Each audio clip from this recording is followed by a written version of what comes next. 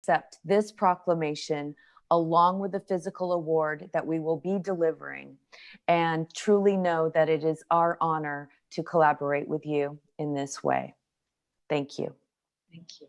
Thank you. Wow. Wow.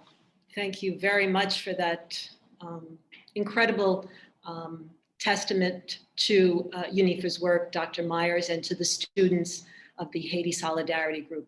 I'm pleased to accept this award on behalf of UNIFA, of our Board of Administration, our President Aristide, all of our professors and our students mostly, and I thank you for that. Thank you. And if I can, without further ado, as they would say, I will begin my remarks. Again, I'm so pleased to be with you, even though we are not live, but this is the next best thing. I'm pleased to be with you this afternoon. And again, on behalf of my husband, President Aristide, and all of us at UNIFA, thank you for the recognition of our work here in Haiti. Bravo to you for finding this connection, this linkage between your mission at the Mountain View Los Altos High School District and ours. Over 3,200 miles, language and culture may separate Haiti from your corner of Northern California, but so much more unites us. And it's on this common ground that we stand and on which we meet today. A shared commitment to education without exclusion, excellence, service, and the human dignity that is inherent in these pursuits. Thanks to Seth Donnelly, I've had the great pleasure of welcoming many of your students, some of your teachers, a few of the parents from your district to our campus. And for these visitors, images of our students walking around campus, studying under the shade of a tree, usually a mango tree, sitting in the cafeteria, talking with a professor, may have appeared mundane, normal. I want to explain this afternoon why they are not, why they are pretty extraordinary scenes. And the first reason has to do with who our students are, their resolve to succeed in the face of seemingly insurmountable odds, supported by Herculean efforts of families. Our students are at the heart of UNIFA's success, and behind each UNIFA student stands thousands of other young Haitians hungry for the same opportunity. The second reason why the UNIFA project is special requires us to do a brief delve into Haiti's history. And I want to begin on this second point, Haiti's history, before talking about UNIFA, because it, better than anything else, reveals the importance of the institution in present-day Haiti. Education without exclusion has two sides. Of course, it means access to education for all without discrimination. But it also signifies the obligation that this education be complete without exclusion, whole in its content and grounded in reality. I want to peel back the labels that are most associated with Haiti. Poorest country in the Western Hemisphere, voodoo, political instability, boat people, refugees, ecological disaster, these being among the most common. And I want to give you a more complete picture. I want to start by touching briefly on 8 critical, I would say, transformative events in Haiti's history.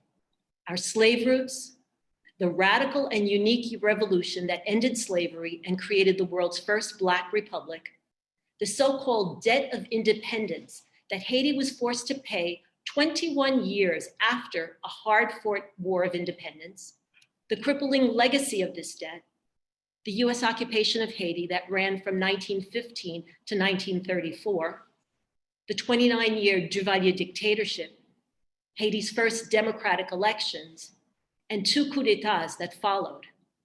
But really, don't be nervous. This is going to be the quick version of Haitian history. At the start of the Haitian Revolution in 1791, the slave population was estimated at 500,000. 2/3 of that population had been born, raised, and socialized in Africa, while there were only 30,000 Europeans on the island. The only way to compensate for being so outnumbered was for the colonial master to exert unimaginable violence against the huge majority. The human supply of labor was so unlimited that it was cheaper to work a slave to death and replace them rather than to feed them and maintain them in health. At the price of this horror, Haiti was France's richest colony. Nearly 20% of France's population owed its livelihood in some form to the trade in or the work of African slaves in Haiti. On August 14, 1791, the Haitian Revolution was ignited by a late-night voodoo ceremony in Bois Caïman in the northern section of the country. At the secret gathering, a voodoo priestess called on African ancestral spirits for protection in the battle for liberty, cementing the role of voodoo in Haiti's history as an emancipatory faith, far from the distorted image of evil portrayed by Hollywood. The French knew that revolt was simmering and attempted to appease. They declared the abolition of slavery and that free people of color would be given and promised greater political and civil rights.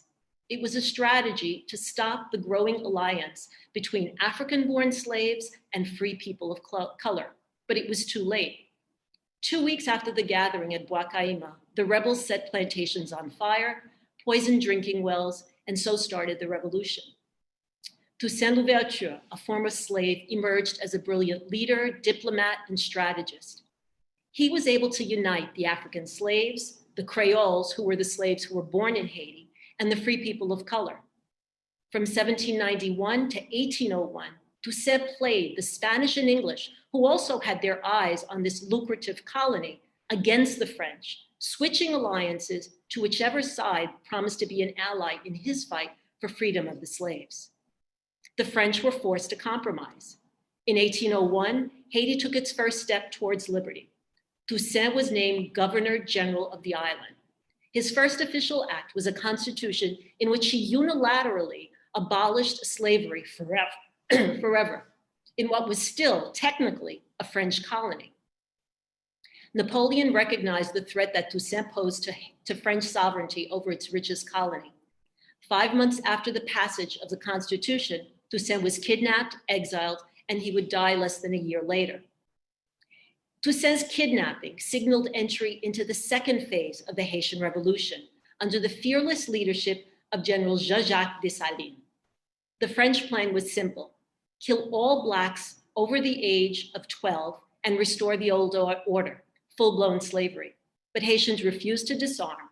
The war was fierce, and at its end, Haiti's population was estimated to have been reduced by 1/2. Not surprisingly, accounts of the Haitian Revolution that came from slave nations like the United States rarely mention the brutal acts committed against the Blacks. Their sole objective was to discredit the idea of Black political autonomy and paint Haitians as beasts. A year after Haiti's independence, the French Minister of Foreign Affairs wrote this to James Madison in the United States. He said that the existence of the Negro population in arms is a horrible spectacle for all white nations. The US banned trade with Haiti, and Haiti was boycotted.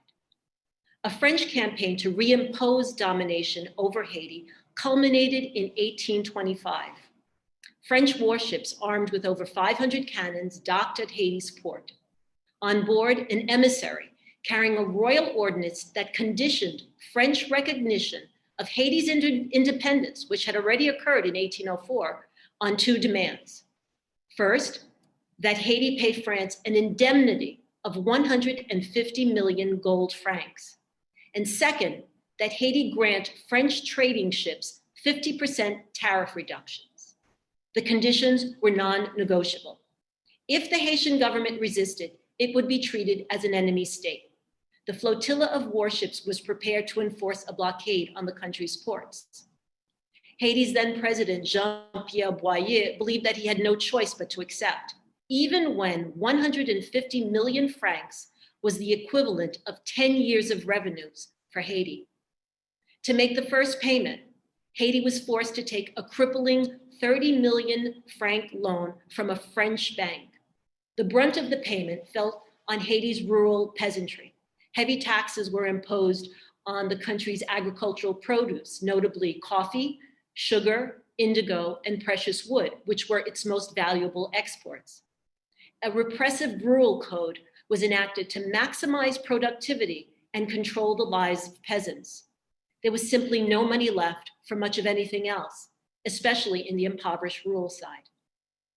Across the Atlantic, that was another story. The 1825 ordinance and this transfer of capital from a war-ravaged economy to France was a boom.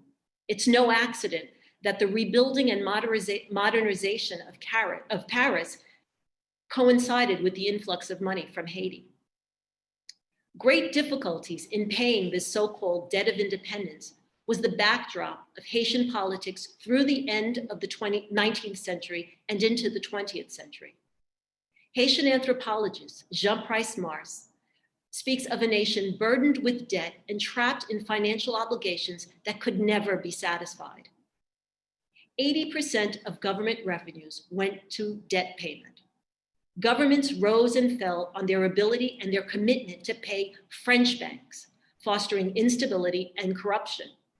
The debt mushroomed as Haiti repeatedly refinanced and rolled over loans, extending its list of creditors to wealthy merchants from the capital, who in turn exacted exorbitant interest rates and effective control of the government.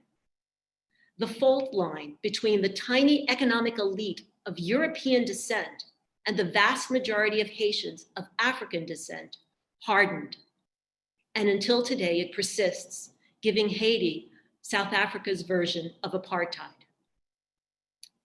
The political instability at the start of the 20th century was the pretext for the 19-year US military occupation that would begin in 1915. But the real reason was the Monroe Doctrine, America for the Americans. The US wanted to end European financial interest in Haiti. Citibank of New York in particular wanted a piece of the very lucrative Haitian government loans. By the time the Marines landed in Haiti, Haiti's national bank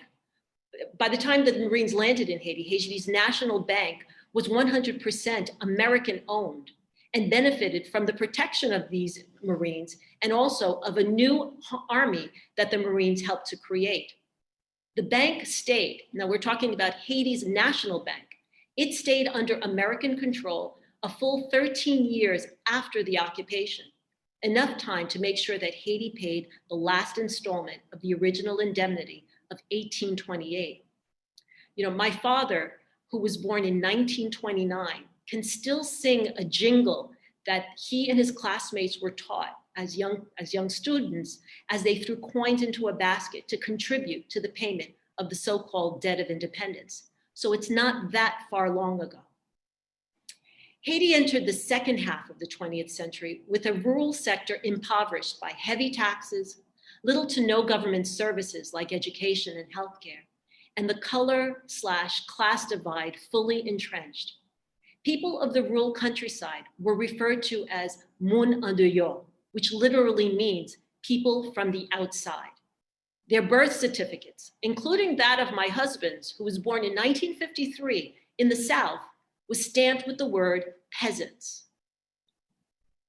The next transformative event in Haiti's history was the rise of Francois, the infamous Papa Doc.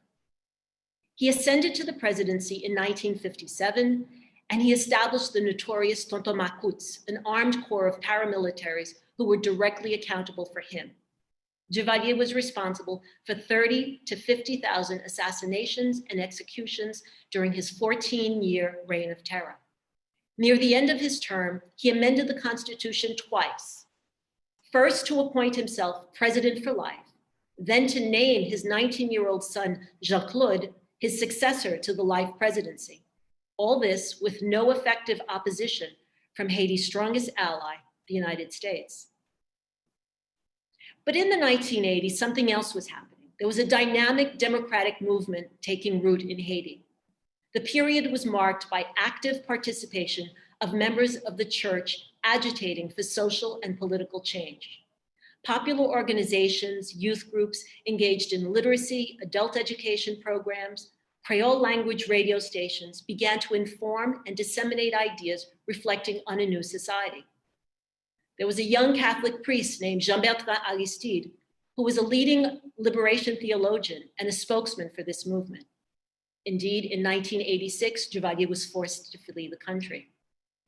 But after Giovanni's departure, there was a succession of military juntas who controlled the government for a full 5 years. So it was Giovanniism without Giovanni. But then finally, in December of 1991, Haiti had its first free elections, and Aristide became Haiti's first democratically elected president. His election crystallized a process of both political and social mobilization in a popular culture called la valasse, which in Creole means cleansing flood, that stood squarely against a polarized society that excluded the vast majority of the population. The flood of refugees, boat people to Miami stopped. There was hope. The economic elite was made to pay their fair share of taxes, and minimum wage was set to be increased. President Aristide's goal was at once simple and at the same time deeply profound: to move the country from misery to poverty with dignity. Fast forward 9 months later, an army-led coup d'etat, that same army that was created under the US occupation, brutally ended Haiti's experiment with democracy, an army whose leadership was trained at US military bases. Up to 7,000 people were killed, over 60,000 forced to the high seas as boat people, 300,000 at least internally displaced, and countless more victims of illegal arrests and torture. And Aristide was forced into exile. After 3 long years of clandestine mobilization in Haiti and powerful support in the Haitian diaspora, Aristide returned to Haiti to finish the last 15 months of his presidency. In perhaps his most consequential act, he demobilized the murderous Haitian army and established a civilian police force. And a Truth and Reconciliation Commission was set up to examine the crimes committed during the period of the coup. And in 1996, for the first time, there was a peaceful democratic transition of power. 5 years later, President Aristide was reelected to continue the work begun in 91, constructing schools, public parks, and the capital's second teaching hospital. However, the international community effectively boycotted efforts to finance, not with grants, but through loans, the government's progressive policies, including a clean water project. Instead, money flowed towards groups whose sole job was to undermine, through propaganda and the use of arms, the democratic government. In preparation for the bicentennial celebration in 2004, a government commission estimated the value of the 1825 indemnity paid by Haiti over the course of about 120 years at $21 billion. President Aristide called for dialogue with France to address this historical injustice, an injustice that set Haiti on a course of financial crises and is a principal factor in Haiti's underdevelopment, poverty, and deforestation. It was a request for reparations and restitution. Within a year of this call for dialogue, on the night of February 29th, 2004, President Aristide was overthrown in a coup d'etat, the 32nd in the country's history, and this time with the help from foreign soldiers. He and I were shuttled to a French military base in Bangui, the capital of the Republic of Central Africa.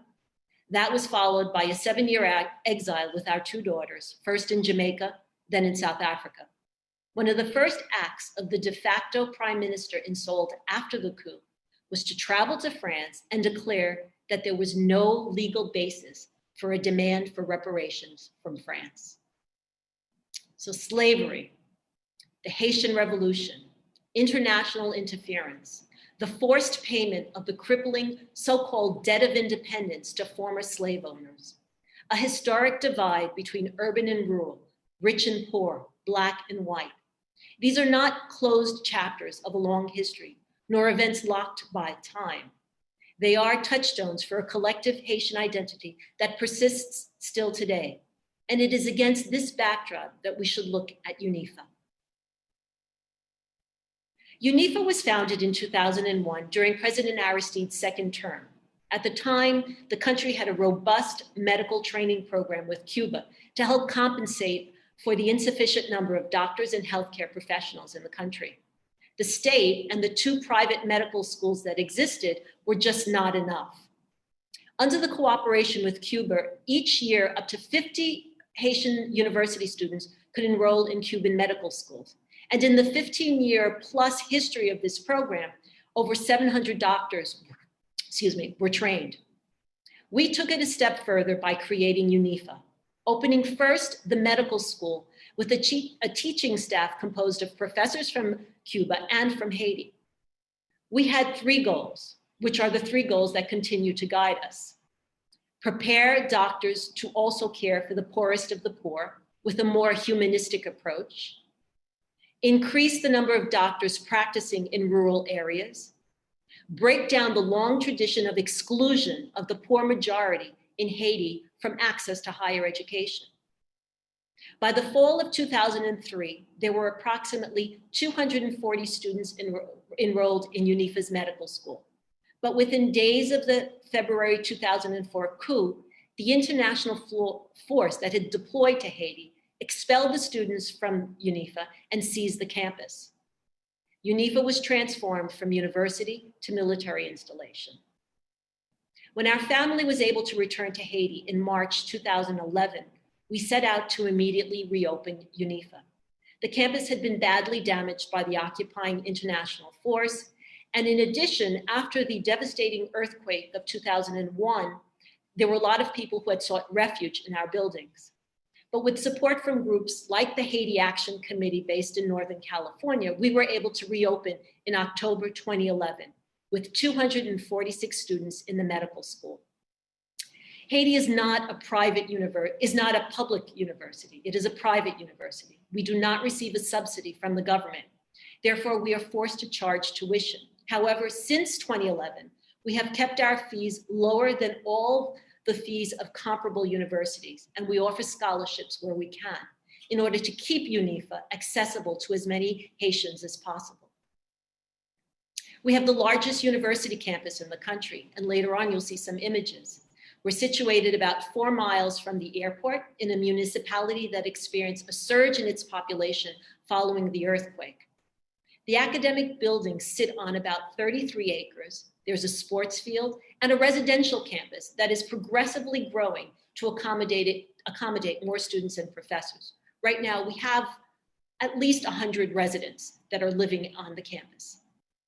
In 10 years, we have added, and this was set up ahead by Dr. Myers, we've added 6 new schools. In the health sciences, we added nursing, dentistry, and physical therapy. In fact, our School of Physical Therapy is the first university-level PT program in Haiti. And you can imagine that after the earthquake, it's a vitally needed service. And in our dental school, we have a clinic at our foundation with 15 dental stations where students can do their clinical training. We also have the law school, School of Engineering and Architecture, and a School of Architecture and a School of Administration. The last addition, as was said, was our School of Agriculture. But beyond the classrooms, we have also institutionalized a weekly conference program that we called Les Jeudis de l'UNIFA, the Thursdays at UNIFA, where we invite guest speakers, professors, and most recently, a group of law school graduates to address topics that fall in between the structured curriculum, but are just as important in making education whole. Subjects of past conferences have included voodoo, African Renaissance, the local response to COVID, local medications and treatments, the Haitian foreign exchange rate, and I could go on because we've had them every Thursday. So we've had very many such events. And every year, the clinic that we set up in the nearby foundation sponsors 4 to 5 open houses. We call them cliniques mobiles, where consultations and prescribed medicines are distributed free. Students are required to participate in these mobile clinics and to assist the doctors. They are also helped to distribute the meals that are served because this too is part of education. Right now, there are about 110 professors at UNIFA, and we routinely welcome visiting professors from the US and abroad. For instance, 2 years ago, someone from California, Dr. Doug Gross, from the California Davis School of Medicine, led a 5-day neuroanatomy seminar for our 3rd-year students, medical students. And we opened it up to all medical students in the capital so that they can benefit from this course. Dr. Gross first came to Haiti on a medical mission following the earthquake to provide clinical care, but he quickly saw there was also a pressing need for medical education and training Haitian healthcare professionals. So he's come back and hasn't been able to come back since, but we expect to invite him to come back again to do this course. And of course, our Haitian diaspora represents a prize pool of instructors. We continue to encourage them to be engaged in teaching at UNIFA. Now, it was said, but I want to repeat it, that we are very proud that in the 10 years since reopening, we have graduated 4 classes in medicine, nursing, and law, and 3 classes in physical therapy. 523 doctors, 116 nurses, 46 physical therapists, and 62 lawyers. And the graduates have created an alumni association. And I'm especially proud that UNIFA has even begun to hire some of our graduates in our clinic and in parts of our administration. The vision that continues to guide us daily is to create a safe learning environment where young Haitians can think critically for the country, create an institution to address national issues, train Haitians to resolve Haitian problems. Our enrollment currently stands at approximately 3,100 students. It's really a drop in the bucket when you consider the education needs in Haiti. An average Haitian who is 25 years or older has less than 5 years of schooling, and about 50% of Haiti's children don't attend school. Every year, approximately 40,000 students complete high school and pass the state-mandated exam, but there are not nearly enough university seats available to meet the demands for these students. UNIFA students who are enrolled in a university recognize their privileged status. Historically, those who have been able to have gone to the DR, the Dominican Republic, the US, Canada, or Europe to attend university. But economically, that is becoming less and less an option. And it is clearly not the solution. Today, growing oppression, repression, and poverty in Haiti are forcing young people, skilled workers, to flee to Chile, Brazil, and Panama, looking for an opportunity to live.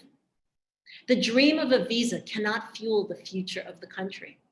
The multiplication and proliferation of many, many more UNIFAs in all 10 of Haiti's geographic departments will fuel a dignified future. In 2018, UNIFA embarked on our most ambitious project to date, a university teaching hospital. If truly we want to train the best doctors, nurses, dentists, physical therapists, and other health professionals, we must do that in our own hospital under the supervision of our professors. Exactly 2 years ago today, April 24th, longstanding UNIFA friends, Congresswoman Maxine Waters, and actor-activists Danny Glover, civil rights attorneys Walter Riley and Brian Concannon symbolically broke ground on the 4 acres of the construction site. The architect who designed the hospital is head of the architecture department at UNIFA. The civil engineer in charge of construction teaches at UNIFA, and you can bet that his students are getting invaluable hands-on experience when they routinely visit the construction site. This year's graduation ceremony in March came at a moment of heightened violence, instability, and repression in Haiti. And so the balm of hope, courage, and optimism that was the image of 397 new university graduates was all the more powerful. I go back to my opening remarks. In Haiti, there is nothing ordinary about images of university students walking around campus, studying under the shade of a mango tree, sitting in the cafeteria, talking with the professor. It should be ordinary, but today it is extraordinary. By educating the daughters and sons of domestic workers, factory workers, subsistence farmers, market women, teachers, street vendors, taxi drivers, Mouna de Yo, the people outside, UNIFA is concretely affirming the truth of the Creole adage that has been President Aristide's life credo. Tout moun c'est moun. Every person is a human being. Poor lives matter, Black lives matter. In his commencement address, President Aristide spoke to our 397 graduates, but really his message was one for all students as you prepare to enter university and ultimately your professional careers. And I'll end with a point that Dr. Myers made, and she quoted from the same passage from his commencement address. Love of the people and love of one's profession crystallize a source of happiness. Those who wish to achieve their full potential will endeavor to contribute socially and give of themselves. Generosity and happiness are corollaries. The generous unifa student will be happy. To give is more than a verb. It is a sign of happiness. Thank you for giving me this opportunity to share with you our work on unifa this afternoon. Thank you. Thank you.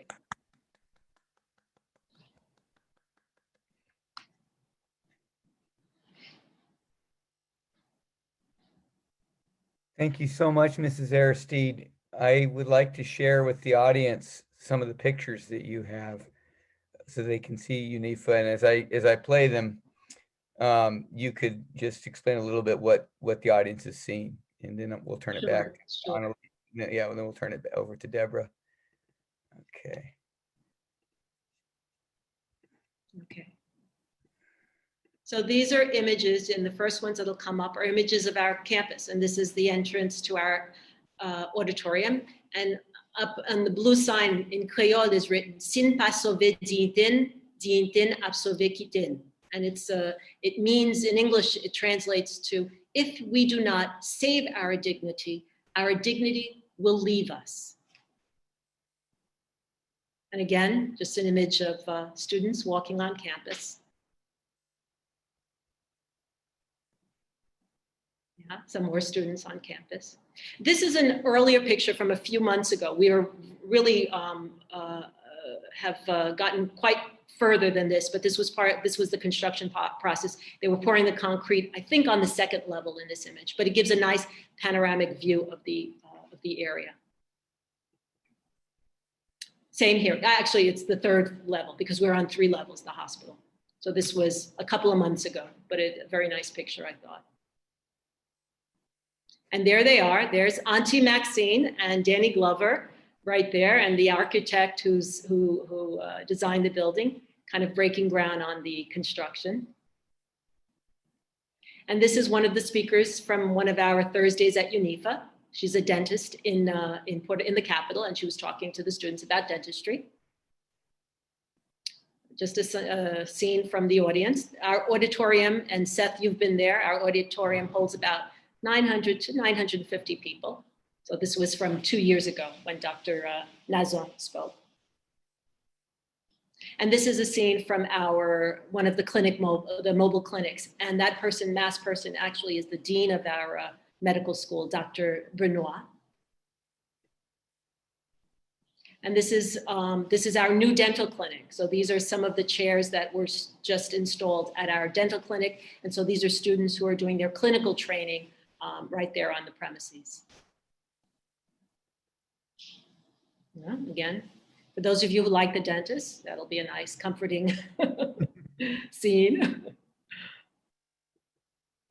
Again, yeah. Luckily, there's no sound, so you can't hear the drilling. And then this is from graduation 2021. That's my husband during his remarks. And this is a picture of all, they're all in white and blue. So these are the medical students, the graduating class in front of the principal building where the med school classes are. And there they are. Each class, each school swears an oath. So these are the med students swearing their oath during graduation. Again, another scene of graduation.